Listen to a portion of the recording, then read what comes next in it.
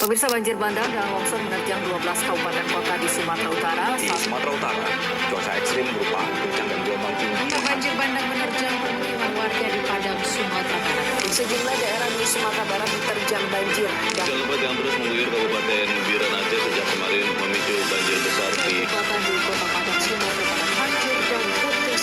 Tercatat 18.211 jiwa atau 4.890 warga terdampak banjir di 13 kecamatan. Dalam beberapa minggu terakhir, wilayah Aceh, Sumatera Utara, dan Sumatera Barat mengalami bencana besar berupa banjir bandang, tanah longsor, dan luapan sungai utama.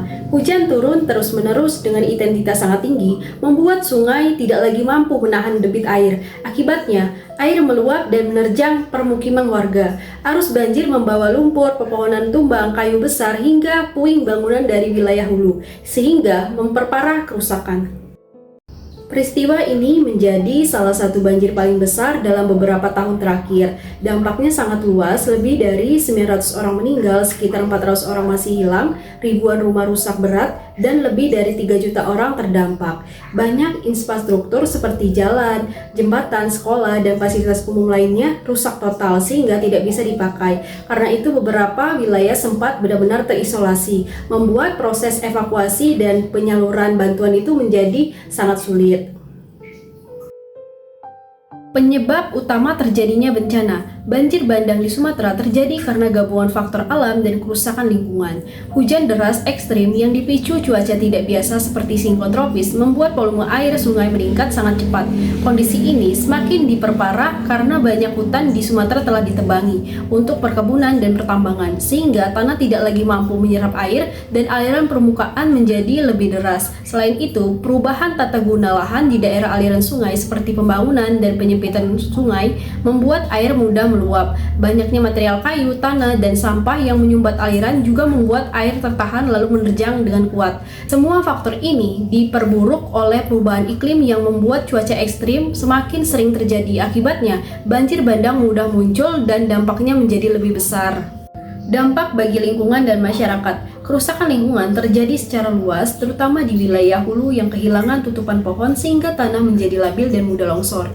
Infrastruktur rusak parah, ribuan rumah hancur, jalan dan jembatan putus, serta fasilitas publik tidak dapat digunakan. Jutaan warga terdampak dan banyak yang harus mengungsi. Mereka kehilangan tempat tinggal, harta benda, dan mata pencaharian. Layanan dasar seperti air bersih, listrik, dan kesehatan terganggu, bahkan beberapa daerah hingga kini masih sulit terjangkau karena aksesnya yang terputus. Solusi dan aksi yang bisa kita lakukan untuk mencegah bencana serupa terulang, hutan di hulu atau daerah aliran sungai harus direhabilitasi dan dipulihkan. Pemerintah perlu memperketat izin perkebunan dan pertambangan agar tidak lagi merusak lingkungan. Pengawasan terhadap aktivitas ilegal seperti penebangan liar harus ditingkatkan.